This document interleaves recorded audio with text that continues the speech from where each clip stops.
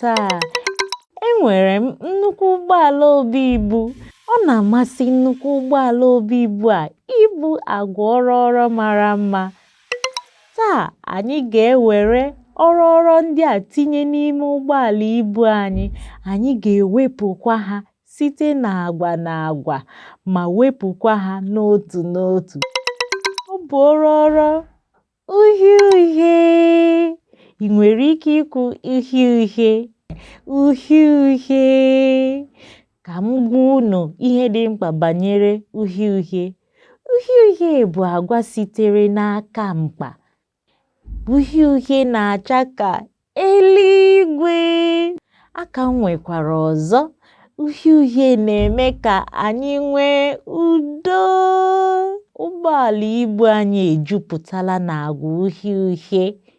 Ka anyị wụpụ ha. Boom! Pipipi! Ololo ka anyị ga-eji wụpụ ya. Aha!